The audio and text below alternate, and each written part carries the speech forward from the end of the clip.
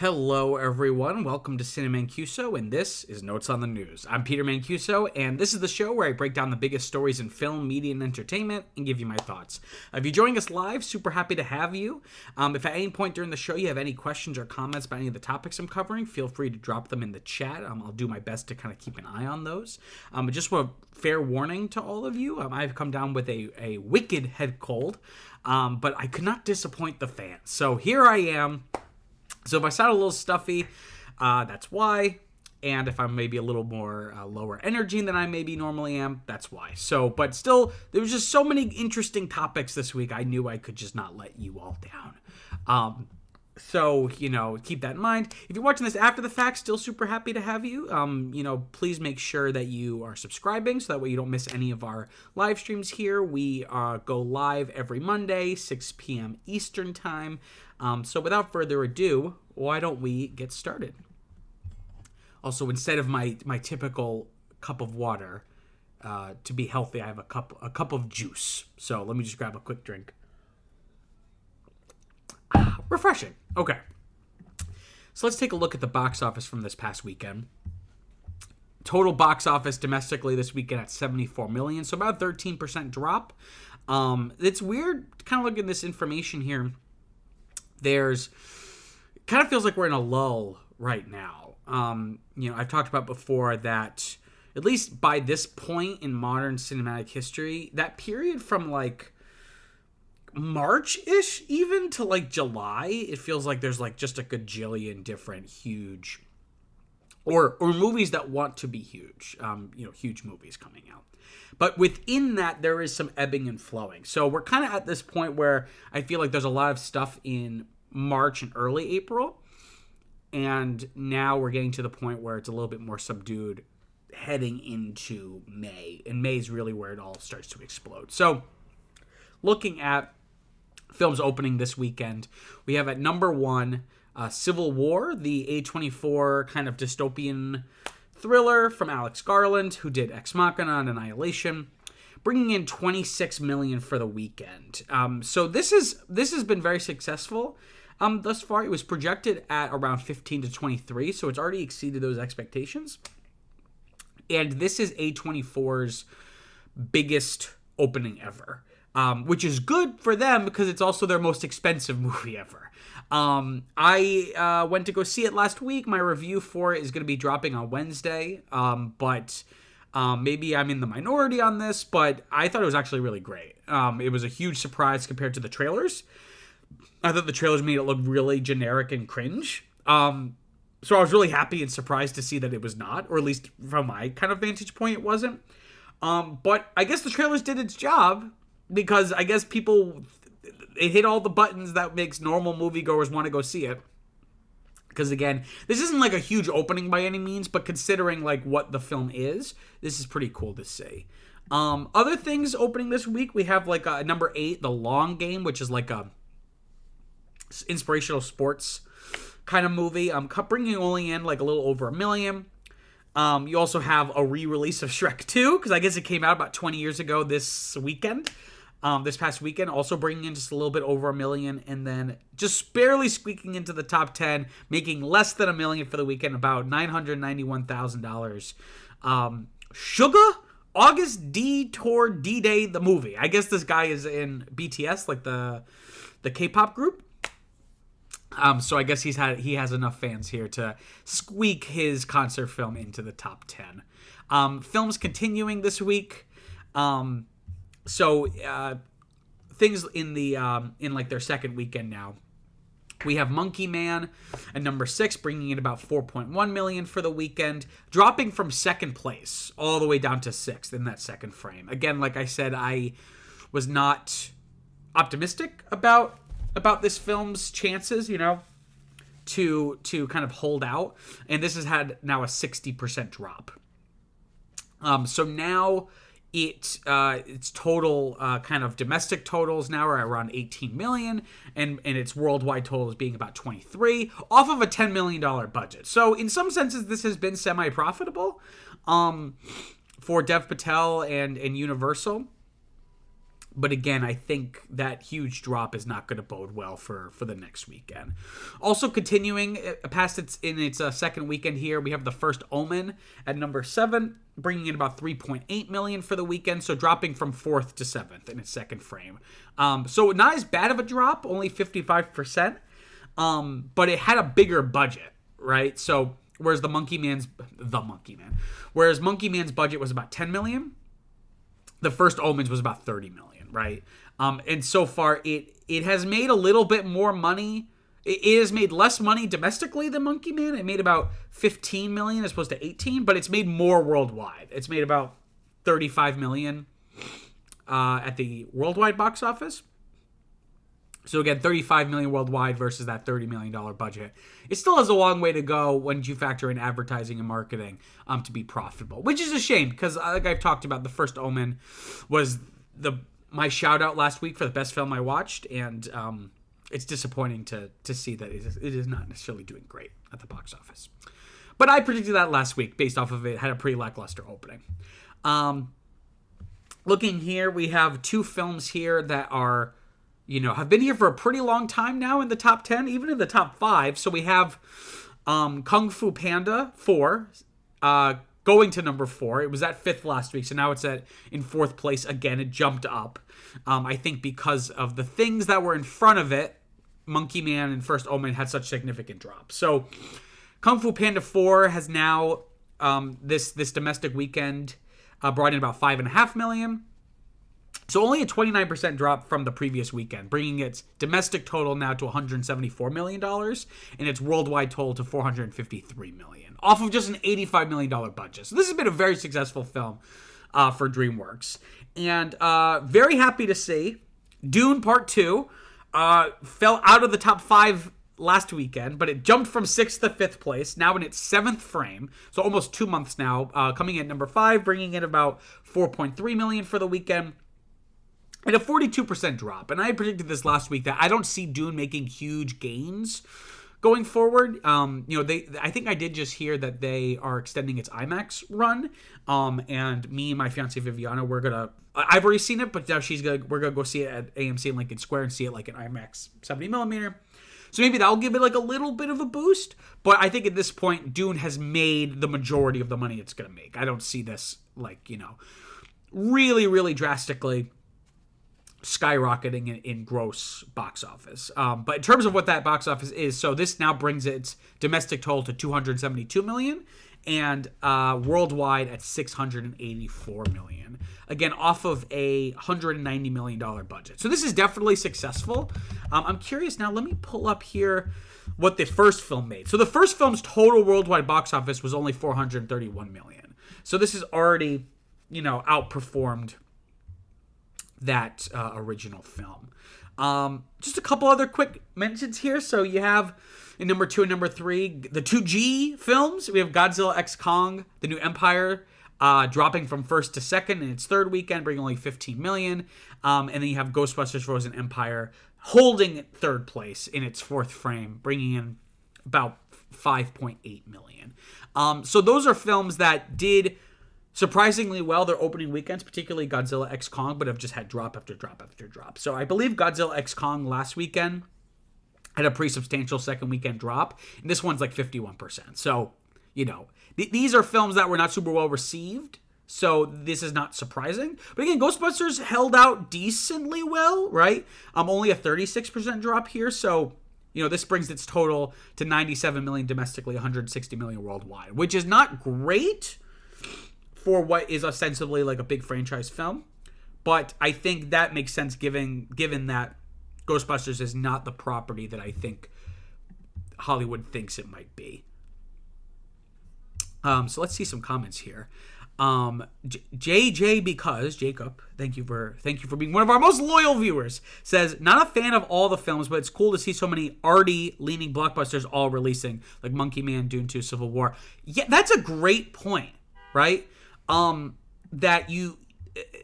talked about this at large, and this is kind of like a general trend, so it's not specific to this one weekend, but Jacob, I think that's a great observation here that,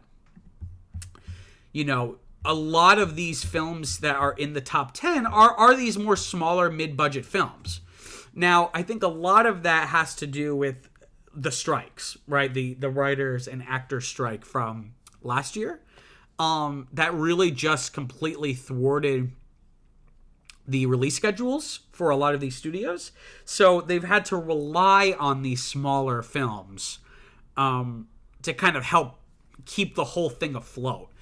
So like looking here, like, I mean, most of these films, just looking at this, are still major studio films, or at least they're distributed by, like Monkey Man is a good example because it's, more artsy or indie in a sense, but it's distributed by Universal, right? But it wasn't made by Universal, from my understanding. So, I guess it kind of falls into that category. But you're seeing, I think, a lot more diversity in the kinds of films being made and released. So that's always reassuring. And hopefully the success of something like Civil War is like going to be a wake-up call. Like, oh, maybe mid-budget movies can be popular and have good openings, right? Because again, I think Civil War was made for about $50 million, so it still is like a long way to go to be profitable. But I think people are into movies like that, or at least want those options, right? And not to go on a huge tangent, but for the longest time, the way Hollywood films were released, you had, I guess, kind of like a parabola. Though I don't know if I think this is a parabola. So let's say an inverted, a bell curve. That's the word. Where you had a few really, really micro-budget movies. You had a few huge budget movies. But then you kind of had this kind of averaging out in the middle. So you had these mid-budget movies, right? Whereas in the past 20 years or so, it's really flipped. Where, basically everything is either made for $1 million or $100 million. And there's very rarely those kind of more mid-budget smaller films, but because they're smaller, the studio gives filmmakers a little bit more freedom, so oftentimes those films are a little bit more interesting, right?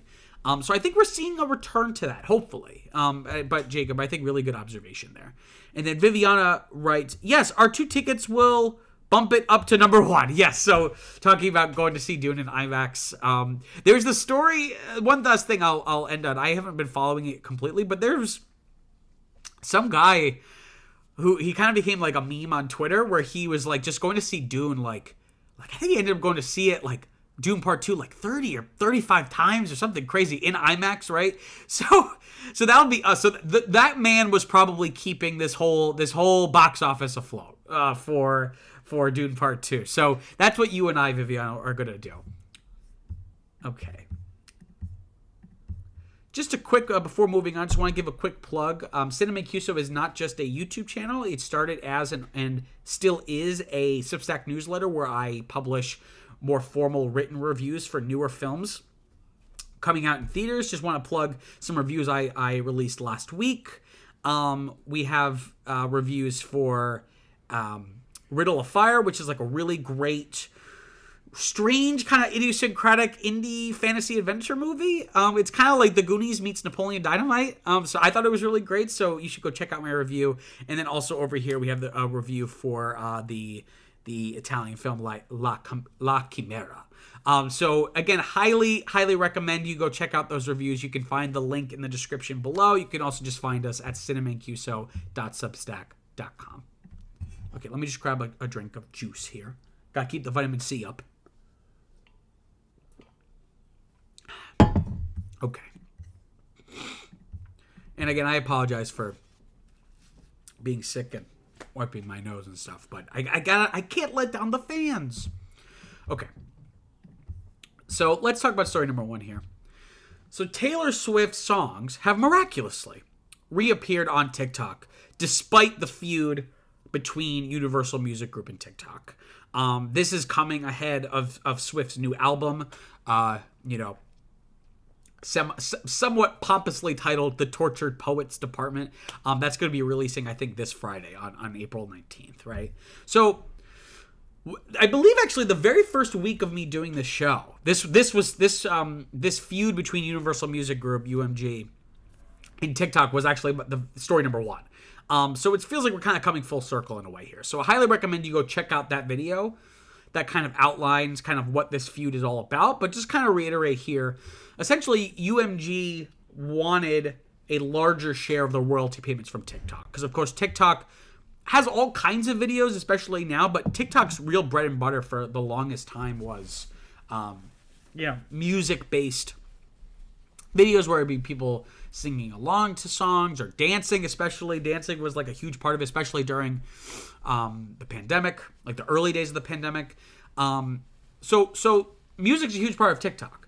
But UMG felt that it wasn't getting as much money from having those songs on TikTok that it should be getting. So they basically, TikTok wasn't going to acquiesce to that. So ultimately UMG, pulled the plug on it and pulled all of the music off of TikTok. And that was the first week of February. I think it officially February 1st that happened. So it's been like 2.5 months. And, I had originally predicted that something was going to give, that there was just too much money on the table for both of these parties to just leave this as it was. So how is this possible? How is this happening? Right? Because Taylor Swift is one of the artists that was removed because UMG distributes and publishes her music, at least her current music. So how is this happening? So it's not really clear, but TikTok, there's some theories about this. TikTok may have struck a separate deal with Taylor Swift, which is possible since Swift, she does own her masters and the publishing rights despite being distributed by UMG. She signed with the publishing division of UMG in 2020, but,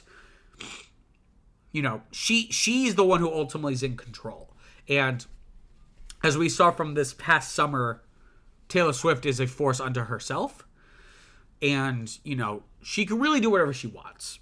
Right, she's not necessarily beholden to, like this war between UMG and TikTok, right? And I think it's really important that she struck this deal, in my view, because I feel like, when I made that other video, Taylor Swift was the thumbnail. I feel like of all the artists that were removed, of which there were, unfortunately, because the industry is so, not quite a monopoly, but a duopoly or a triopoly. There's only like a few players in the space. Because of that, UMG taking their music off TikTok means there's so many like huge artists getting pulled, but the biggest one being Taylor Swift, right? So that felt like a huge blow to TikTok. So this now feels, but in reverse now, a huge blow for UMG. And why would Taylor Swift make this decision, right? Because I don't think it's really about the royalties. Because again, under the current terms, they're not really getting a huge amount of money from royalties, right? But this is really important for both parties because Variety notes that Swift used TikTok heavily for the release of her last album, Midnights, right? So the way I kind of see this is that this is really less about royalties for her and more about promotion of the album. And it will drive people to the revenue-making channels, right? So drive them to Spotify or drive them to buy the album or what have you, right? Now, Taylor Swift is allowed to do this, but again, there must have been some agreement on UMG's part to like let this happen without like throwing up a huge stink about it, right? So I guess like the big question here is like, what does this mean for the dispute, right? Because again, like I said, I felt like Taylor Swift was one of UMG's aces in the hole, right? She's one of the biggest, she's probably the biggest musical artist working today. So to remove her music, that's a huge blow to TikTok, right? And like I said before, I originally felt a deal had to be struck, right? Because there was just too much money on the table, right? It wasn't not gonna get resolved. The question was just who was gonna blink first, right? I still think that they're obviously going to figure this out at some point, though it has been quite some time now thinking about it. It's been like 2.5 months. But ultimately, this hurts UMG's leverage, right? UMG had been trying to bolster its position by, the Hollywood Reporter recently noted that UMG had struck a deal with Spotify to expand their partnership and include like more promotional tools for its artists, trying to, I guess, kind of compensate for the absence of this promotional tool of TikTok. But this sets a dangerous precedent, and not really dangerous from my point of view, but just if you're UMG, it sets a dangerous precedent that powerful artists can bypass the distributors, right? And we've already seen this with Taylor Swift, because if you recall, Taylor Swift released the concert film version of her Eras Tour last year. And she bypassed the traditional distributors, right? So she didn't have Disney or Universal or Warner Brothers distribute her concert film. She went directly to AMC theaters and brokered a deal directly with AMC theaters. So both parties got more money because there was just one less person involved, and completely cut out the middleman. And that kind of feels like what's happening here as well. Again, Taylor Swift is one of the few people who can do something like that because she has both the cultural cachet, but also TikTok and AMC, they see the dollar signs in their eyes, right? It's not just, she's not just popular culturally. Her content brings in the big bucks. And the Eras Tour ended up being the highest grossing concert film of all time. And I believe almost cracking the top 10 for the year for the domestic box office in 2023. So TikTok, this was a very, very good move for TikTok and very unfortunate for UMG. And, you know, a lot of artists represented by UMG kind of have mixed feelings about this whole feud because on one hand, they're like, yes, we don't get enough money or as much as we want from TikTok. But on the other hand, you know, okay, but now we're making even less money, right? And it kind of reminds me of going on strike. So in a sense, is Taylor Swift kind of like a scab in this sense that she's not like, you know, is there kind of a lack of solidarity here by her deciding like, screw this, like I want to make sure my new album gets promoted the way I want it to be promoted and get the reach I want it to have. So I'm just going to bypass this whole conflict. So, you know, I just think it's kind of interesting. Let's see the comments here. Viviana asks, any update on the potential TikTok banning? No. There has not been any update to that story. If you want, you can find, not you, Vivian, because I know you watch, but you know, if you're watching this, I did do a whole video about TikTok being banned a couple weeks ago that you can find on my channel. But in summary, you know, I had said that it's passed, the bill has passed the House of Representatives. Now it goes to the Senate. And the Senate in general is way more weary and less politically polarized in certain ways. So I don't think, you know, I think a lot of people are saying that the Senate probably doesn't want to touch this because the House of Representatives had an incentive to get this done this year because they're all up for re-election, whereas the Senate is not quite like that. So, you know, the Senate really doesn't have a huge incentive to rush a bill through the way the House did. So, no, there really hasn't been any update one way or the other. The only update has been potential interested parties who would be willing to buy TikTok. But other than that, no. So maybe TikTok is kind of like, this whole thing with UMG is the least of our worries.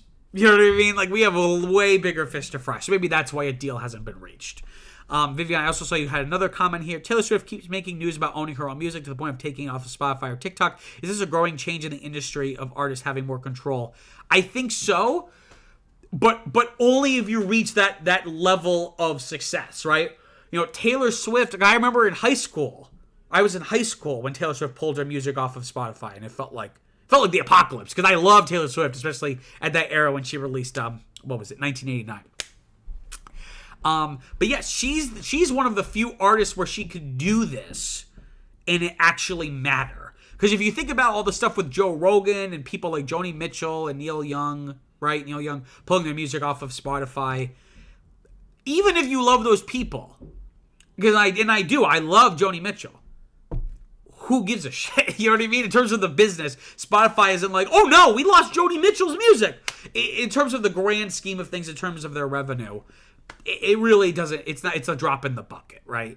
And I believe people like, I think Neil Young, I think they've returned to Spotify. So it ended up being for nothing. And Taylor Swift, of course, also returned to Spotify, but not before getting the terms that she wanted, right? So it's the question of, you know, Taylor Swift has this power. What will she use this power for? Will she use it to not only bolster her own success, but also use it as an opportunity to make things better for all musical artists? The way she kind of did with Spotify, I believe she was also like, you know, it's like, I can afford to be screwed over by Spotify and their royalty formulas, but other artists can't, right? So if she uses her power for those kind of aims, that's great.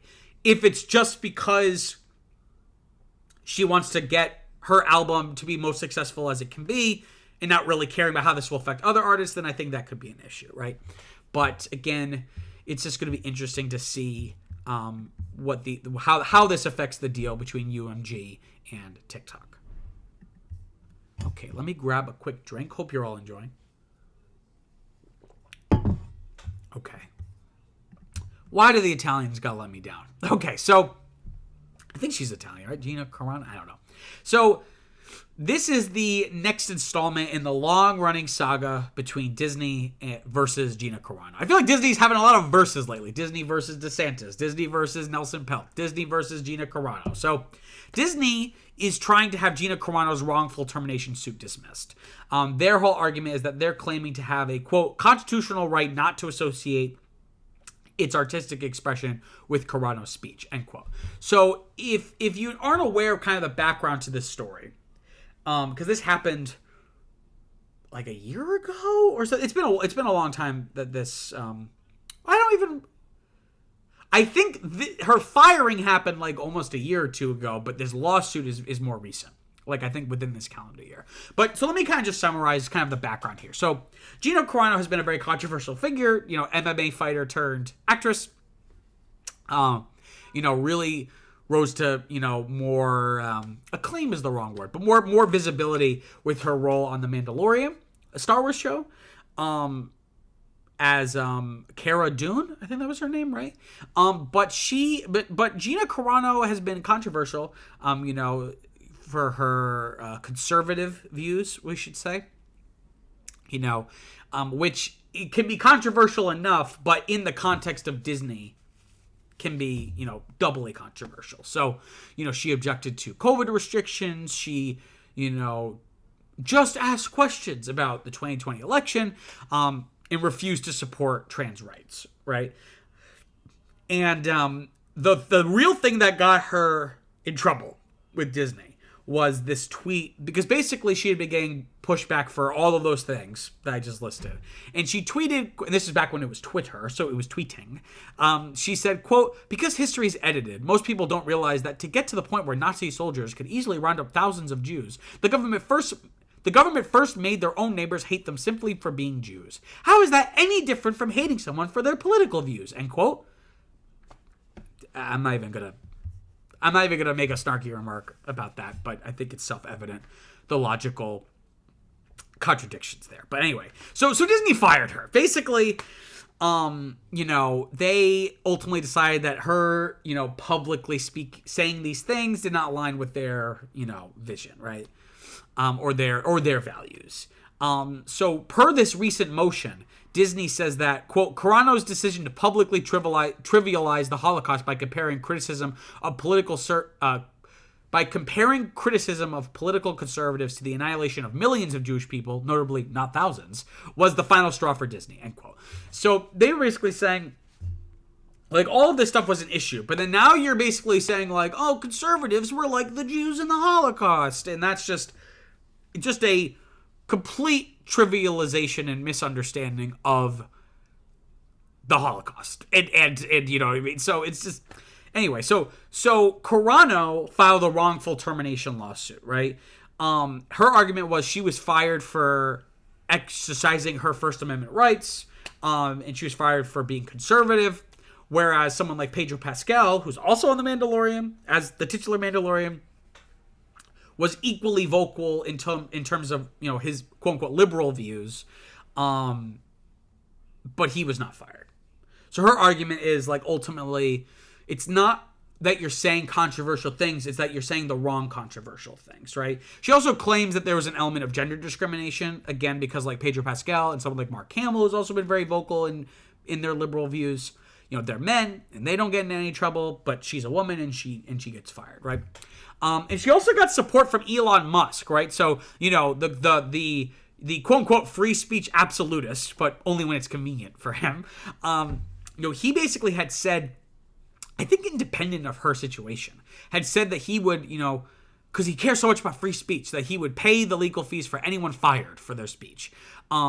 And it doesn't help that now he has his own beef with Disney because of companies like Disney not wanting to advertise on X because of the way X has changed and has become, in some people's estimation, kind of a far right kind of toxic racist environment. And Elon Musk said basically to Bob Iger, go fuck yourself. And that's more or less a direct quote, right? So this also is like, two birds with one stone for Musk, where he can support free speech, but also kind of stick it to Disney, right? And so now Disney is trying to have that wrongful termination lawsuit dismissed. Carano has since doubled down.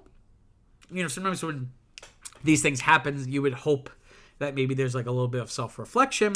That's not the case here. Gina Carano said recently in an interview, quote, I'm not sorry. I'm not sorry for what I said, for what I posted, for what I was standing for what I was screaming for, or trying to scream for. I'm not sorry, end quote.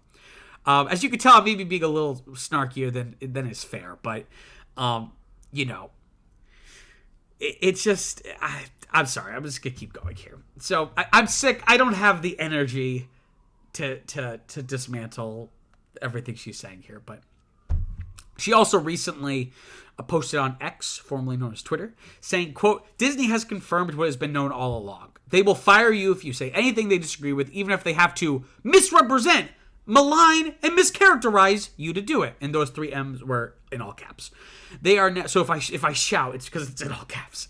They are now on record letting everyone who works for them know that Disney will take any chance they get to control what you say, what you think, or they will attempt to destroy your career. Glad we cleared that up. The First Amendment does not allow Disney to wantonly discriminate, which is what they have done in my case, and frankly have now admitted they did. If you ever wanted to know what today's Disney values are, they just told you, end quote. And I'm sorry, why do conservatives use caps lock so much? Like Trump does it? I don't understand. Anyway, so this is an interesting legal situation because it's basically free speech versus free speech, right? Because she is saying I was fired for my speech, and that's, against the First Amendment. But Disney is saying our speech would be infringed, or our free speech rights would be infringed if we had to associate with her speech. So it's this weird, I'm not a lawyer, but it raises interesting both legal and ethical questions, right? Because, again, where does free speech, are you allowed, you have a constitutional right to free speech in the sense that you cannot be arrested for what you say. But does that extend to employment?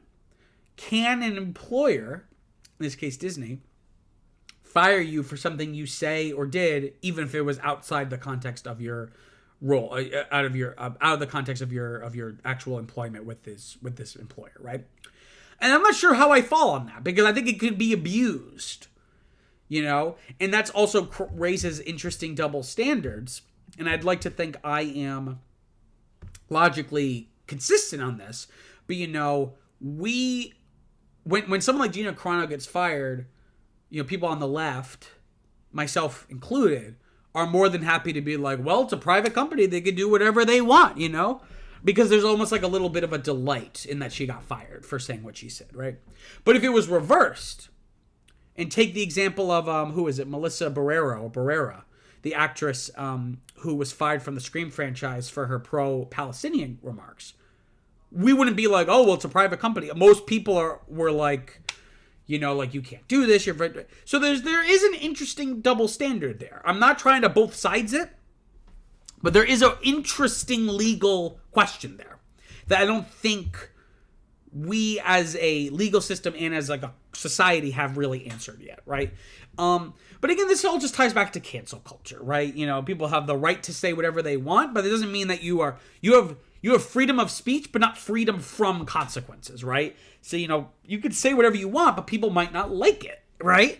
And ultimately, she imploded her career. This was a what do they call, unforced error? Do they say in football or sports? And not only is she not where she was, but she was going to keep growing. Disney had announced that she was going to lead a Mandalorian spin-off show called, was it Rangers of the New Republic? But that got scrapped, obviously, right? And now she's really only appearing, in conservative content, in films made by, the Daily Wire, which is, Ben Shapiro's media network and other similar outlets like Breitbart, right? So she's now really fully kind of ensconced herself within that conservative media bubble, right? So I don't know. It's just hard to feel bad for her because, I don't agree with her, but also even if I did agree with her, she really doubled down on it. So I don't know. Let's see. We have some comments here. Viviana says she has said that her family celebrates an Italian festival every year, though she is of a small percentage of Italian descent. Oh, that's about wondering if she was Italian. Yeah. Let's see. Oh, and another comment. This is really relevant. So Viviana also says it echoes Leigh Allen Baker, who's the actress who played the mom from Good Luck Charlie, the Disney Channel show. It echoes her anti-vax comments. I remember there was a meme that was online with people favoring Maria Canals Barrera, who is the mom from Wizards of Waverly Place, over her. If Disney is a private company, they have a carte blanche to limit employees' free speech legally. You give up that right when agreeing to work there, just like Kaepernick, I guess from the NFL is what you're talking about. It goes both ways, liberal and conservative. Yeah, I think that's a good point. Whether it is right, ethically or morally, is another question. But legally speaking, I think, Viviana, I think you're 100% right that, ultimately, Disney as a private company has the right to not associate with speech. So again, it goes back to that interesting tension there, right? Where it's free speech rights versus free speech rights, and whose free speech rights get priority.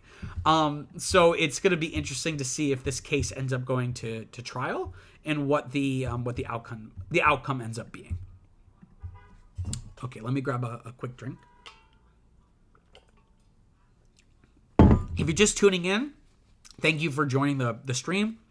I have a head cold, so if you see me wiping my nose a little bit, I do apologize, but I'm trying to kind of, keep the show going here.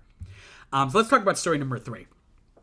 So this past week, it might still be going on, but this past week was the beginning of CinemaCon. So if you don't know what CinemaCon is, it is a yearly convention held by the National Association of Theater Owners, the acronym being NATO, but not NATO like the North Atlantic Treaty Organization like in the Cold War. It's so dumb that they named it NATO. You couldn't have changed it to anything else.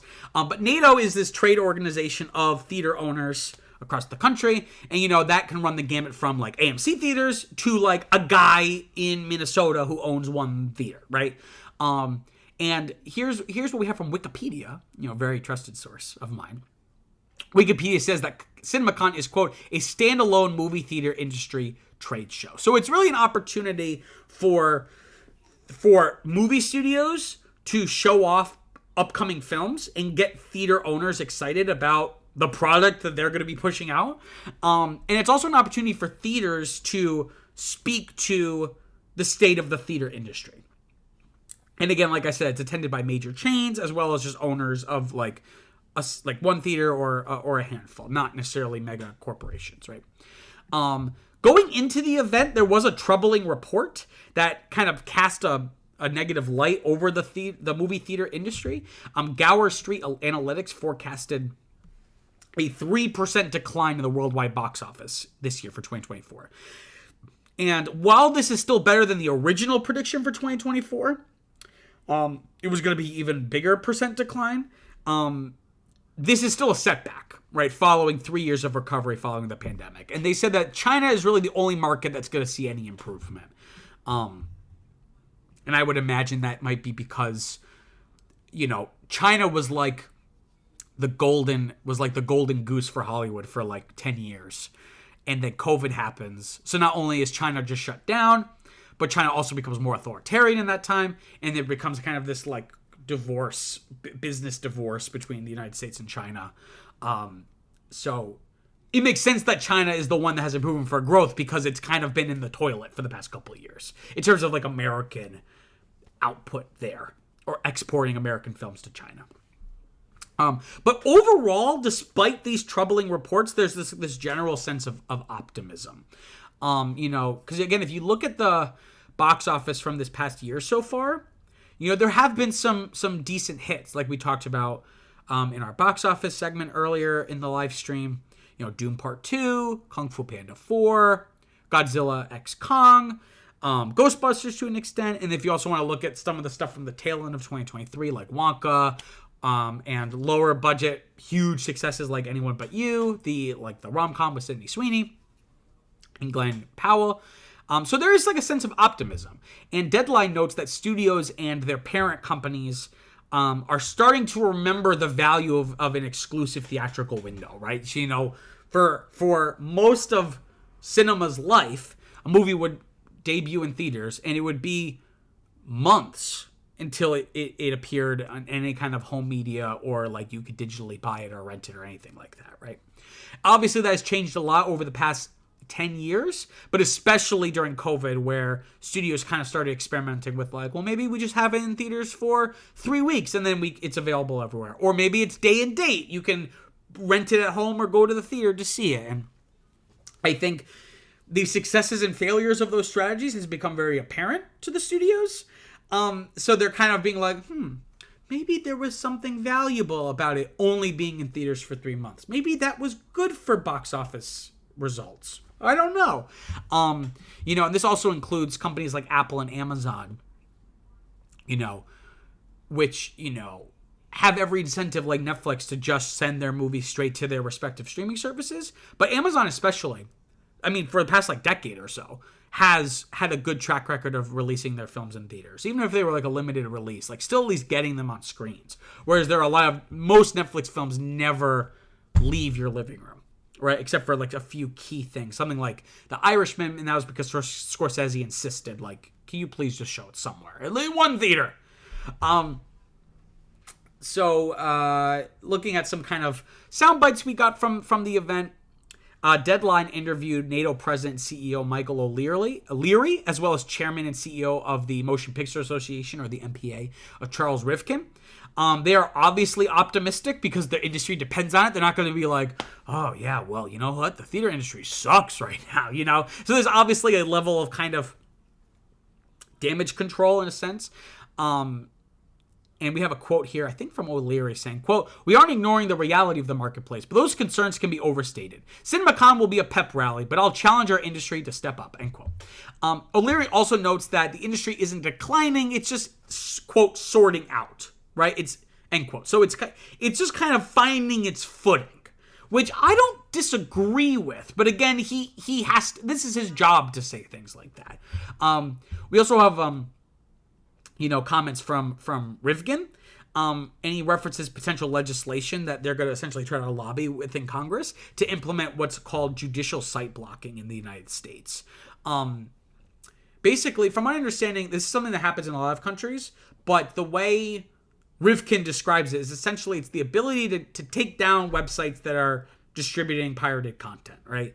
And his analogy was like, if someone opened up a store in the middle of a street selling illegal goods, that would be shut down immediately. So why do we allow it on the internet? And there's some truth to that, right? But he clearly sees piracy as the existential threat, because he then later said in a speech at the event, quote, "The perpetrators are real-life mobsters, organized crime syndicates, many of whom engage in child pornography, prostitution, drug trafficking, and so many other societal ills," exclamation point, end quote. So, you know, I am in general against piracy to a point, especially when the thing you're pirating is accessible. It's just you have to pay for it. I'm usually pretty lenient, especially when it comes to like game emulation and piracy, because a lot of games are hard to get or get in a good state, just because the industry doesn't quite preserve itself the way it should. But when it comes to film, I'm actually pretty supportive of like anti-piracy measures. But they're mobsters. They like you don't need. He's trying to lump them all in with these awful, you know, things. You know, like drug trafficking and child pornography. I don't know. It seems a little hyperbolic to me, at least. But I think the most interesting comment here is from O'Leary, and he notes that the industry needs a robust slate of small and mid-budget films, right? And there's kind of this extended quote that I want to share with you. He said, quote, "There's an audience for those. Those aren't just critical darlings. Those are films that people like to go and see. We need to make sure that we are getting those into the marketplace, reaching out to the appropriate audience, and letting those movies build over time and coalesce and create bigger audiences. I do not believe that the industry can survive on blockbusters or tentpoles alone. We need to have a diversity of films, not just from an economic standpoint, but because that's what will keep people interested, will keep people coming back to the theaters," end quote.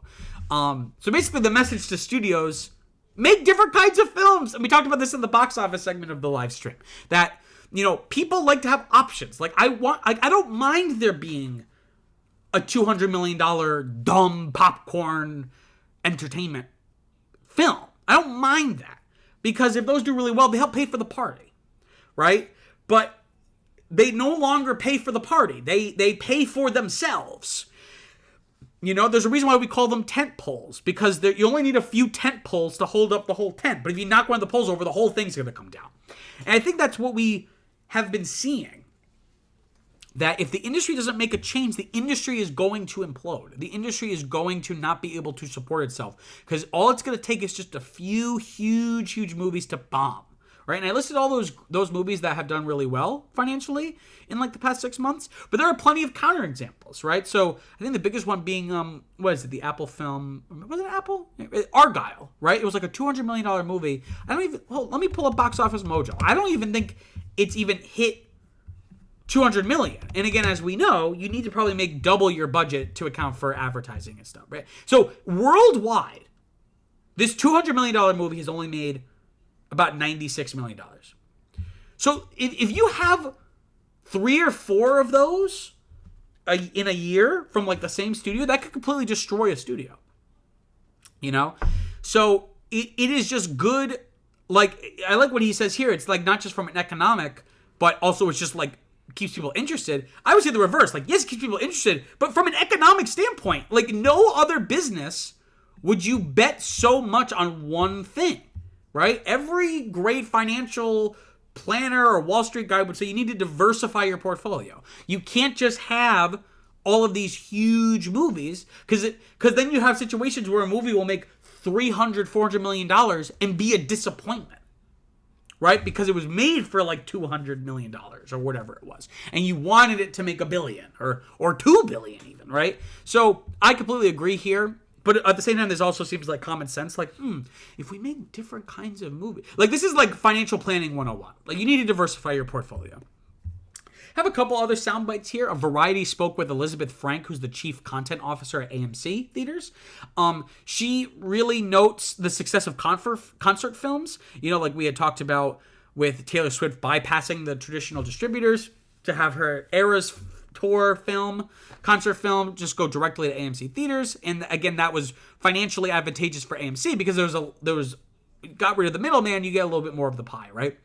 And it shows that the answer isn't necessarily to have more concert films. The answer is the industry needs to be more open to experimentation and open to unorthodox release models and distribution methods, right?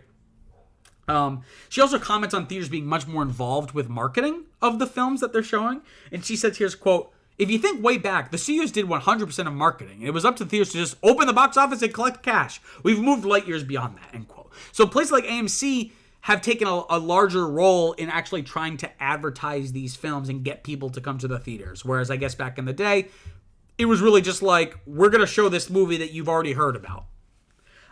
She also mentions the popcorn bucket. So this has become infamous. The collectible popcorn buckets. Me and Viviana got one. It was just a big Teenage Mutant Ninja Turtles tub. There was no toy element to it. It was really just a big metal bucket that had like Ninja Turtles decal on it, right? But now some of them are really intricate, and then the one that really broke the internet was the Dune popcorn bucket, because it's so silly that a movie like Dune has a popcorn bucket, but it's like of a sandworm, and people immediately made it sexual. And SNL did a sketch about it. But Elizabeth Frank here from AMC comments on the popcorn bucket as a revenue generating strategy saying, quote, some fans are collectors. There's another group of people who are specific film fans buying 3 different Ghostbusters products. It's all a mix. It's a material part of our food and beverage business, but it's not the majority of it. It also makes the movies more fun. It's like going home from a concert with a t-shirt. There's a lot of creative energy from it, end quote. I think that's true to a point. You know, like there is something kind of fun about getting it, but it, again, just the Dune one just kind of, I think, made people be like, all of these are just really silly and dumb. But again, the kind of prevailing sentiment seems to be that the big issue facing theaters is just a lack of content, right?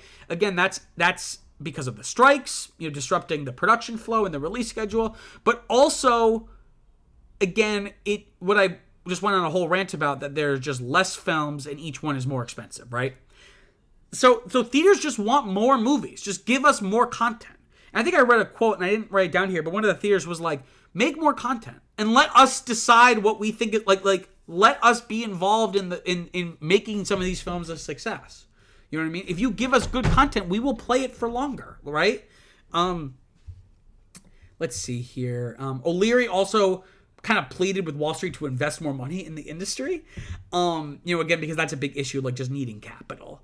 Another comment here, AMC says that they closed 169 theaters, but it opened 60 new ones. So not as many as they closed, but CEO Adam Aron said, quote, the gross tripled in the new theaters over the 169 we closed. 60 that opened are $100 million more profitable than ones we closed. So they're closing down theaters, which is a shame, but it seems like the individual theaters are performing better, right? So I think that's a natural thing that you see in any industry and business, is that sometimes it gets a little oversaturated, so it needs to kind of prune itself. So all of this to say, what do I think theaters need to do to survive? In summary, because I've kind of already said this, but more films, more kinds of films, different experiences, so not just traditional films, but more documentaries having wider releases, more concert films, as well as like really getting experimental and kind of thinking outside the box of what you normally see at a movie theater. Like, I've always thought, why aren't televised events streamed in theaters?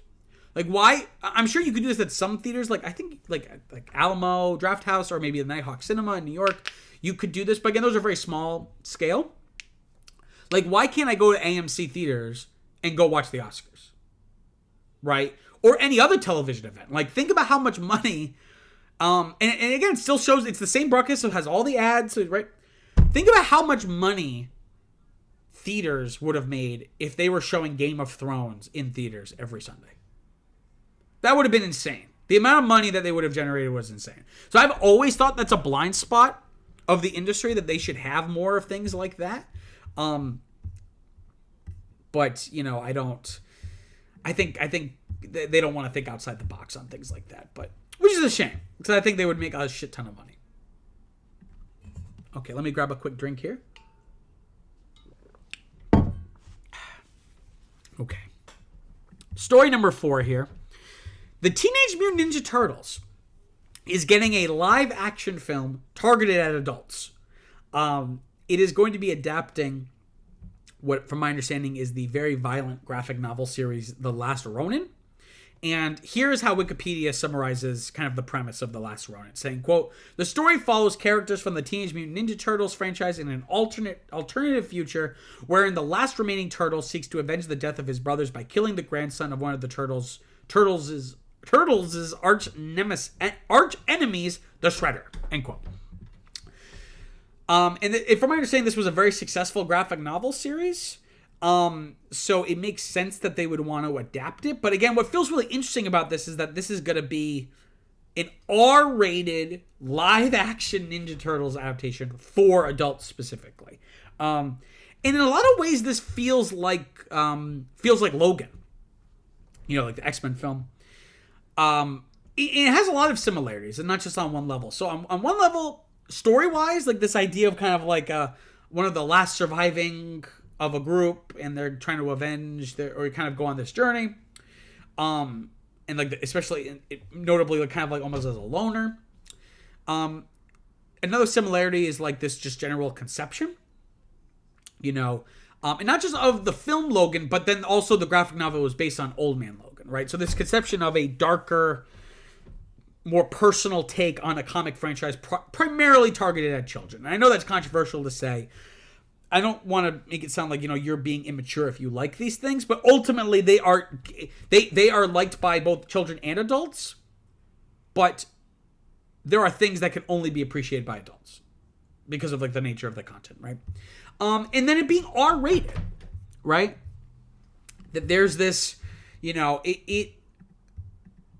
really is, I think, an indication of Hollywood and the entertainment industry rethinking what the best way is to adapt existing intellectual property, right? And this is a question, or maybe debate is the better word, that goes on constantly. You see it with things like superhero films. You see it with Star Wars. This idea, this clash between people wanting these things to be darker, more mature, and then people on the other end going, they're for children. It's okay that you grew up, but the things you liked as a kid don't have to grow up with you.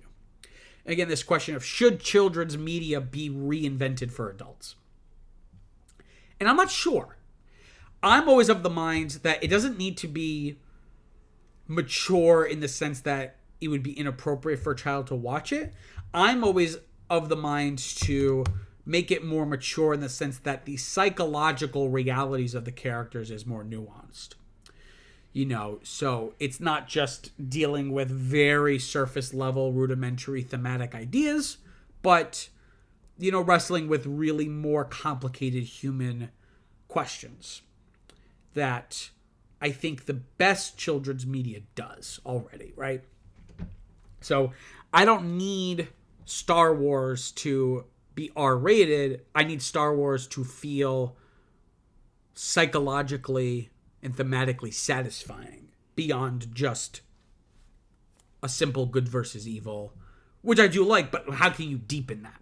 Not that you're making it more complicated, but how do you deepen those rudimentary surface level thematic ideas, right? And again, this has been done. Like we talked about with Logan. In a sense, Joker, Batman's always been dark, but again, this idea of we're gonna make it more of an R-rated, an actual movie, not like those comic book movies. And the example I always find hilarious is the transition from The Hobbit to The Lord of the Rings in terms of the books, not the movies, but so The Hobbit came out first in the late 30s, and then the Lord of the Rings trilogy was in the early mid 50s. The original Hobbit book was very much a children's book in its tone, in its accessibility, in its content. Lord of the Rings is very dense, complicated, often violent. It's not that kids can't read it, but it's not really for children. And the joke I saw once was the transition from The Hobbit to Lord of the Rings is the transition. It would be like if 20 years after Charlotte's Web, the author wrote a sequel series where the nephew of Wilbur goes on a journey to kill the devil, right? It seemed that's what it would be like, though, right? So that we've already seen creators themselves reinvent the tone of their own universe, right? And I think ultimately the best of these, it's about people wanting to project maturity onto the material. So it's they want to keep the way something is, Star Wars is, again, a great example. They just want to keep Star Wars the way it is, but have people say fuck and have graphic violence, right? Rather, I think what's a better artistic decision is to pull the existing psychological maturity out of the material. So that it's already there, it just isn't being capitalized on, right? So this is a very short story. I'm basically have said everything I wanted to say about this. This is really not that big of a deal, but I thought that this was an interesting development, because of all the things to get a mature R-rated adaptation, this feels like the least likely. And maybe that's, again, my ignorance, because this has already been a graphic novel series and this is not new necessarily, although it's very recent. I think it's 2020, only a couple years ago. But Ninja Turtles has always had this air, even though the original comics were a lot more edgy and darker, the conception everyone has is the 80s animated show, which notably was way more targeted to young children. So it just feels very strange, and not in a bad way, but just strange, that of all of the properties to kind of get the R-rated, adult adaptation treatment, it's gonna be the Ninja Turtles. So I'm very interested to see anything about it. Maybe I'll go read the graphic novel, but only time will tell. Okay, let me grab a quick drink. Okay. Let's talk about story number 5 here. So this has been a running story on my channel. You can find all the videos. I think I literally have a playlist now of just Paramount related videos.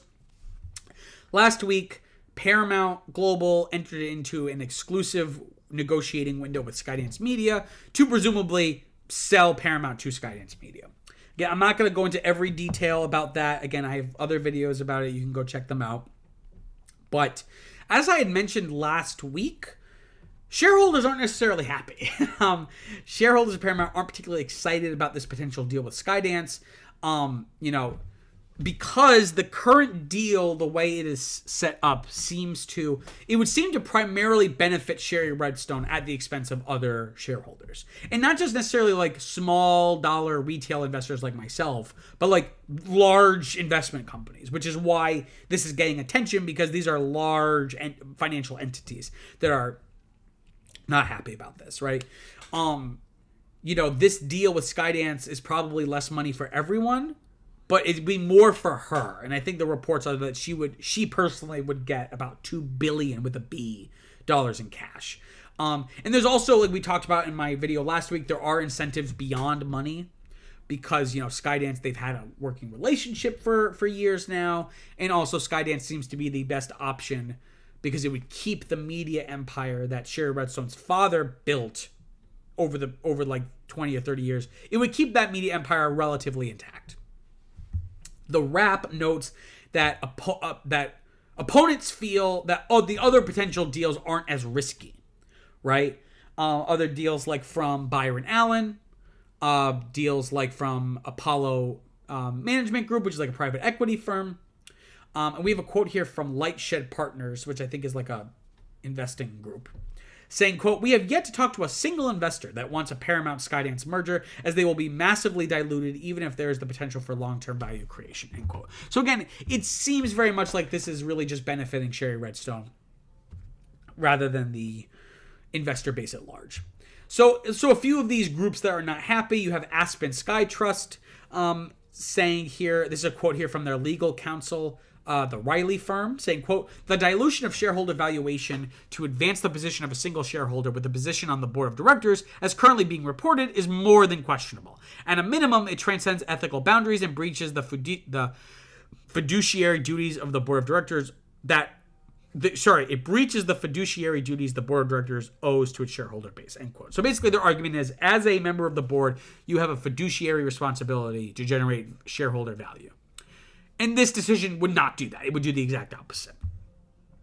Blackwood Capital Management is another group that's not happy about this. One of their people there, Justin Evans, we have a quote from him saying, quote, "Under the terms reported by the media, you'll be cashing out one shareholder at a huge premium and leaving the rest of us stuck with heavily diluted shares in a very speculative new venture. This violates the law as well as your fiduciary duty to shareholders. Further, the proposal includes material conflicts of interest and painfully obvious self-dealing," end quote.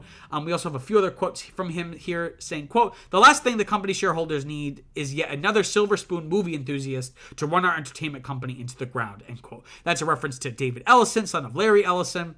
Larry Ellison, huge tech billionaire, and his son creating and running Skydance Media. So this is a very unsettled dig at, David Ellison's, real chops as a producer, they feel. Blackwood Capital Management also said, quote, "If you move forward with this toxic, unfair proposal, the next letter you'll receive is a litigation hold notice from our attorneys," end quote. So this is not just talk. Like, they really feel there's a legal case here that this is essentially against the law to make a deal like this. We have another group, Gamco Investors Incorporated. They represent clients who collectively own about 5 million shares in the company. And the CEO, Mario Gabelli, said, quote, "The notion of National Amusements," which is the company that Sherry Redstone owns, and National Amusements owns a controlling stake in Paramount.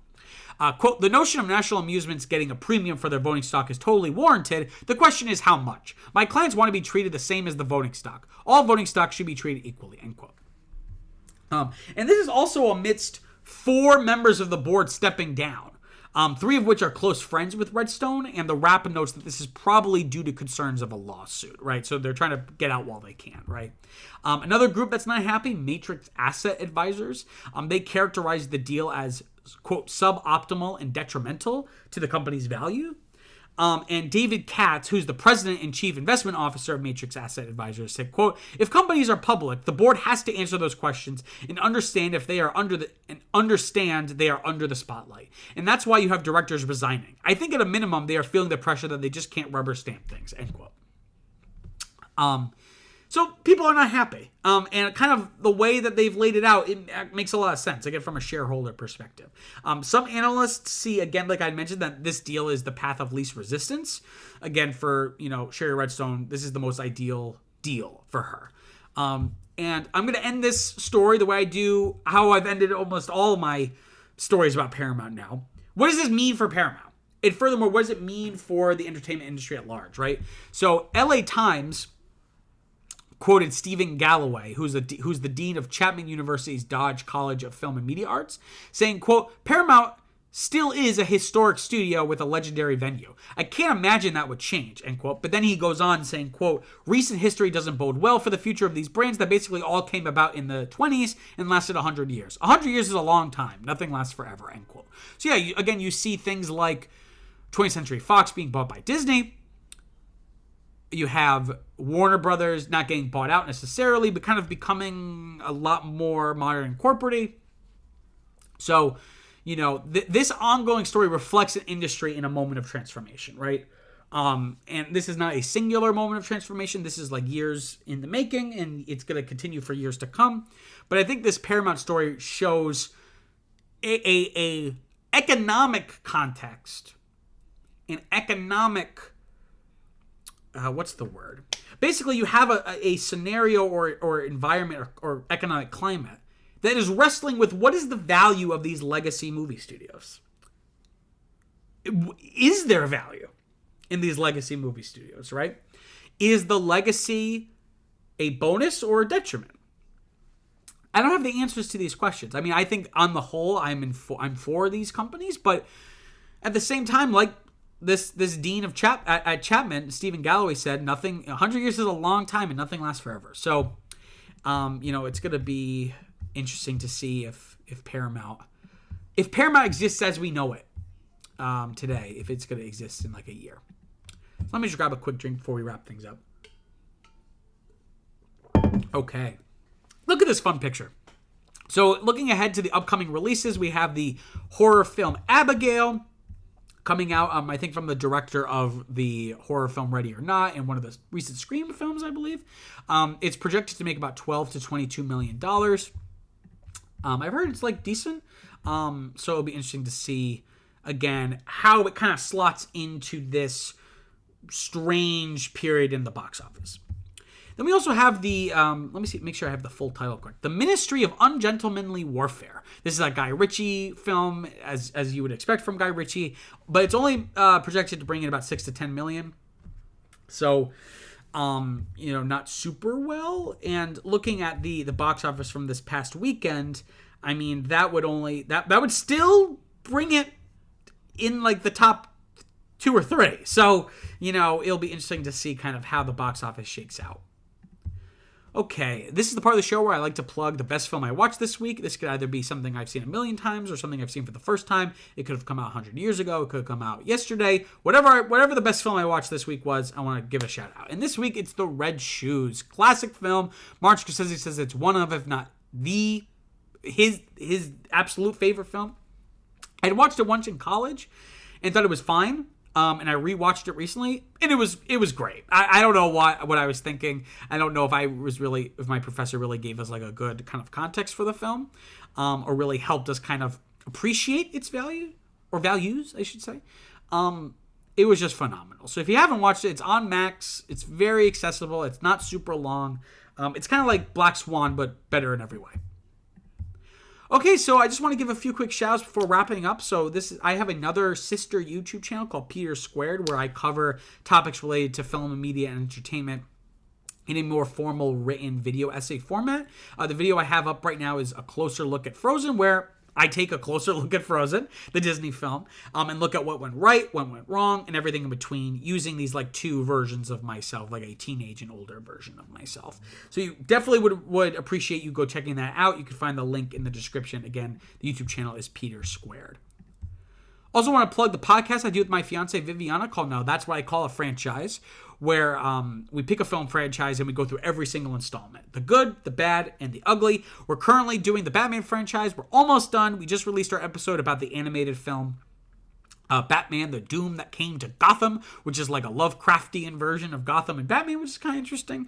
You can go find that episode now wherever you get your podcasts, as you can see. You can also find it in the link in the description, or you can find us on YouTube. We do have a YouTube page if that is your preferred way to listen to podcasts.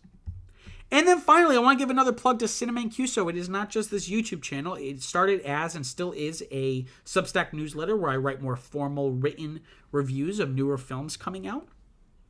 And it would be a huge, huge help if you could go check that out. Subscribe to the newsletter so you can get my more written thoughts on newer films coming out. You can find that link in the description below, or you could just find us at cinemacuso.substack.com. Thank you so much for joining me this week. Thank you for getting through this with me. Like I said, I have a wicked head cold, so I'm going to go literally after this, probably go right to bed. Okay. Thank you, everyone. Peace out. Bye-bye.